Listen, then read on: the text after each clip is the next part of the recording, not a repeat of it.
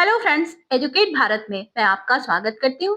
Friends, आज हमारी GK का टॉपिक है भक्ति आंदोलन।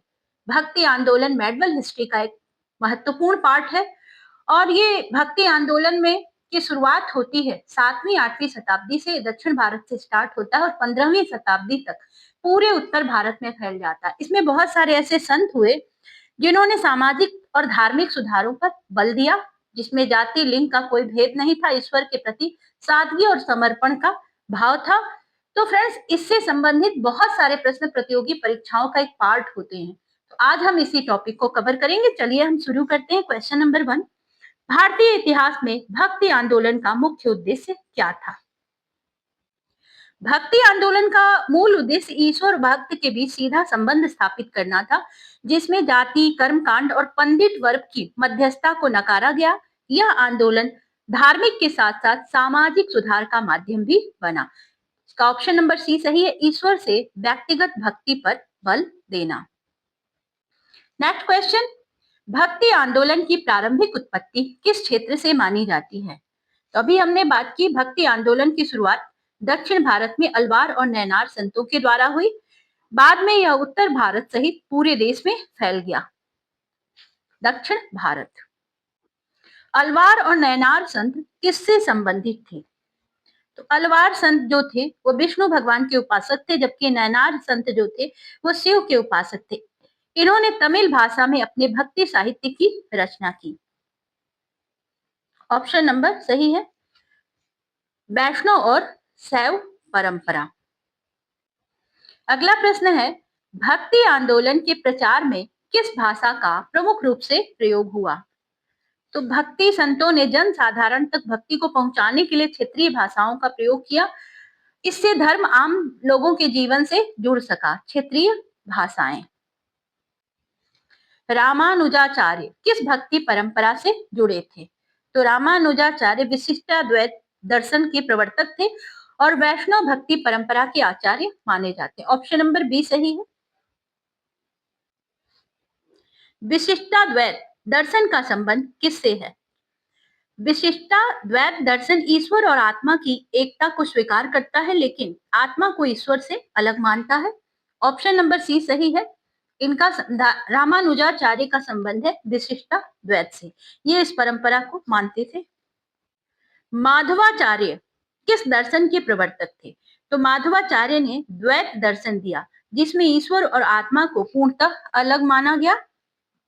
द्वैत। ऑप्शन नंबर सी सही है, द्वैत। शंकराचार्य ने किस दर्शन का प्रतिपादन किया? तो अद्वैत दर्शन के अनुसार ब्रह्मा और आत्मा एक ही हैं तथा संसार माया है। तो इन्होंने अद्वैत दर्शन का प्रतिपादन किया।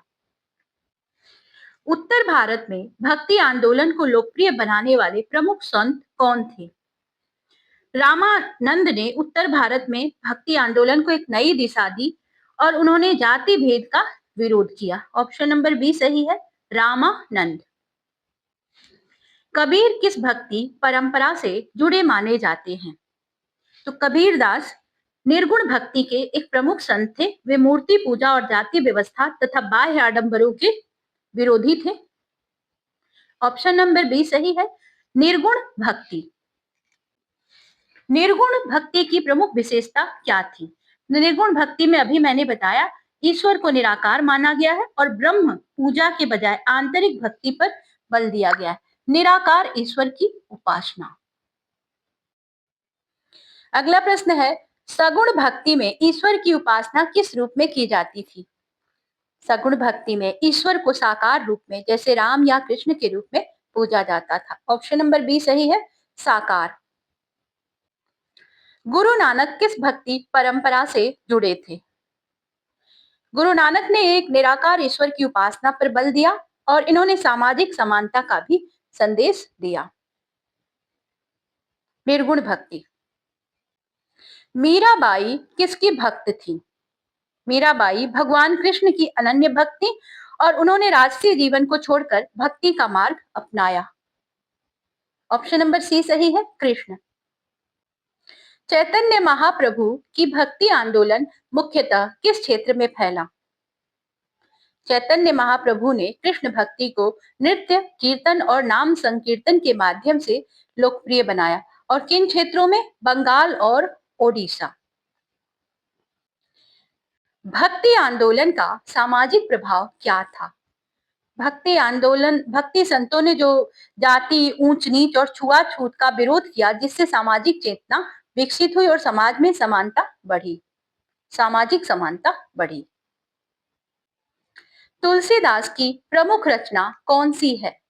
तो इनमें से रामचरितमानस जो है अवधी भाषा में लिखी हुई और राम कथा को जनमानस तक ये पहुंचाती है, ये तुलसीदास की एक प्रमुख रचना मानी जाती है।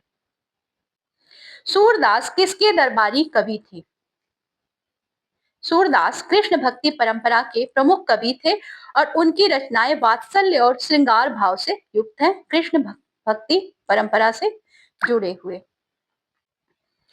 बीजक किस संत की रचना है? बीजक जो है ये कबीरदास की वाणी का संकलन है, जिसमें सामाजिक और कुरीतियों की तीखी आलोचना की गई है। कबीरदास। रैदास किस सामाजिक वर्ग से संबंधित थे? तो रैदास जी को कहा जाता है ये निम्न जाति से और भक्त थे और भक्ति के माध्यम से इन्होंने सामाजिक समानता का संदेश दिया। ऑप्शन नंबर डी सही है, शूद्र। महाराष्ट्र में भक्ति आंदोलन का प्रमुख केंद्र कौन सा था? महाराष्ट्र में विठोबा, विठल भक्ति का प्रमुख केंद्र पंढरपुर था और वहां वारकरी संप्रदाय सक्रिय था, जिसमें नामदेव, ज्ञानेश्वर और तुकाराम जैसे संत हुए। तो ऑप्शन नंबर बी सही है, पंढरपुर। ज्ञानेश्वर किस ग्रंथ के लिए प्रसिद्ध है? ज्ञानेश्वरी भगवत गीता की एक मराठी टीका है। इसने दार्शनिक ज्ञान को सामान्य जनता तक पहुंचाया। ज्ञानेश्वरी। नामदेव किस भक्ति संप्रदाय से जुड़े थे? तो नामदेव महाराष्ट्र के वारकरी संप्रदाय के प्रमुख संत थे और विठोबा के उपासक थे। वारकरी संप्रदाय। तुकाराम किस भाषा में रचनाएं करते थे? तो तुकाराम जी मराठी भाषा में अभंगों की इन्होंने रचना की, जिसमें सामाजिक अन्याय और पाखंड की आलोचना है। भाषा है मराठी। ऑप्शन नंबर सी सही है। बसवेश्वर किस भक्ति आंदोलन से संबंधित थे? बसवेश्वर कर्नाटक में लिंगायत वीर शैव आंदोलन के प्रवर्तक थे। उन्होंने जाति व्यवस्था और कर्म कांडों का विरोध किया। ऑप्शन नंबर बी सही है, शैव संप्रदाय। लिंगायत आंदोलन का मुख्य उद्देश्य क्या था? लिंगायत आंदोलन ने जाति भेद, ब्राह्मण प्रभुत्व और बाह्य कर्म कांडों का विरोध किया। ऑप्शन नंबर सी सही है, सामाजिक समानता स्थापित करना। उत्तर भारत में निर्गुण भक्ति के प्रमुख संत कौन थे? कबीर ने निराकार ईश्वर भक्ति पर बल दिया और हिंदू मुस्लिम दोनों धर्मों की रूढ़ियों की आलोचना की। ऑप्शन नंबर सी सही है, कबीर। अगला प्रश्न है, कबीर की वाणी किस रूप में सुरक्षित है? तो कबीरदास ने बीजक जो है उसमें अपनी साखी, शबद और रामायणी को संकलित किया। ये कहा जाता है पढ़े लिखे नहीं थे, लेकिन इनकी जो भी रचनाएं हैं उसको बीजक में संकलित किया गया है। ऑप्शन नंबर सी सही है। निर्गुण भक्ति का दार्शनिक आधार क्या था? निर्गुण भक्ति उपनिषदों के एकेश्वरवाद और आत्मा ब्रह्म की अवधारणा पर आधारित था। तो इसका ऑप्शन नंबर बी सही है, उपनिषद। सगुण भक्ति मुख्यतः किन दो धाराओं में विभाजित थी? तो सगुण भक्ति राम भक्ति और कृष्ण भक्ति के रूप में विकसित हुई। ऑप्शन नंबर ए सही है। तुलसीदास किस भक्ति धारा से संबंधित थे? तुलसीदास राम के साकार रूप के उपासक थे। राम को मर्यादा पुरुषोत्तम के रूप में प्रस्तुत किया। तो राम सगुण भक्ति। ऑप्शन नंबर बी सही है। सूरदास की रचनाओं का संकलन किस नाम से जाना जाता है? सूरदास में कृष्ण के बाल्यकाल और लीलाओं का वर्णन है सूरसागर में। तो ऑप्शन नंबर सी सही है, सूरसागर। मीराबाई किस क्षेत्र से संबंधित थी? मीराबाई मेवाड़ की राजकुमारी थी, जिन्होंने सामाजिक बंधनों को तोड़कर कृष्ण भक्ति अपनाई। मेवाड़, राजस्थान। भक्ति आंदोलन में महिलाओं की भूमिका कैसी थी? मीराबाई, अक्का, महादेवी जैसी संत महिलाओं ने भक्ति आंदोलन को नई दिशा दी। ऑप्शन नंबर सी सही है, सक्रिय और महत्वपूर्ण। अक्का महादेवी किस भक्ति परंपरा से जुड़ी थी? अक्का महादेवी कर्नाटक की वीर शैव लिंगायत संत थी। ऑप्शन नंबर बी सही है, शैव संप्रदाय। चैतन्य महाप्रभु किस ईश्वर की भक्ति से जुड़े थे? चैतन्य महाप्रभु ने कृष्ण को सर्वोच्च ईश्वर मानते हुए नाम संकीर्तन को लोकप्रिय बनाया। ऑप्शन नंबर सी सही है, कृष्ण। भक्ति आंदोलन और सूफी आंदोलन में समानता क्या थी? दोनों आंदोलनों में प्रेम, भक्ति और मानव समानता पर बल दिया गया, तो सामाजिक समानता। गुरु नानक की शिक्षाओं का संकलन किस ग्रंथ में है? गुरु ग्रंथ साहब सिख धर्म का पवित्र ग्रंथ है जिसमें गुरु नानक और अन्य संतों की वाणी है। गुरु ग्रंथ साहब।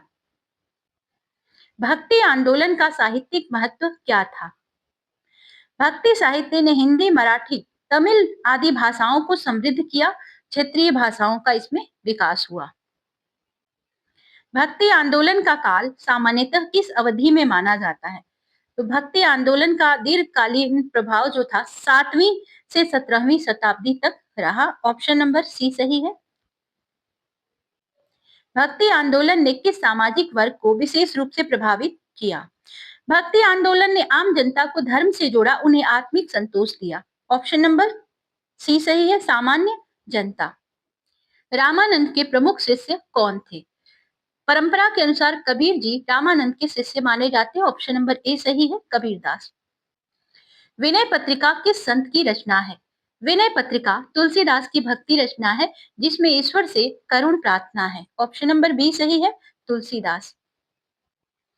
भक्ति आंदोलन ने किस व्यवस्था को चुनौती दी? भक्ति संतों ने जन्म आधारित ऊंच नीच का विरोध किया। ऑप्शन नंबर बी सही है, जाति व्यवस्था। सिख धर्म का उदय किस भक्ति परंपरा से जुड़ा है? सिख धर्म निर्गुण भक्ति परंपरा से प्रभावित है। ऑप्शन नंबर बी सही है, निर्गुण भक्ति। भक्ति आंदोलन का राजनीतिक प्रभाव क्या था? भक्ति आंदोलन ने राजनीतिक नहीं बल्कि सामाजिक धार्मिक चेतना विकसित की। ऑप्शन नंबर सी सही है, अप्रत्यक्ष रूप से सामाजिक चेतना।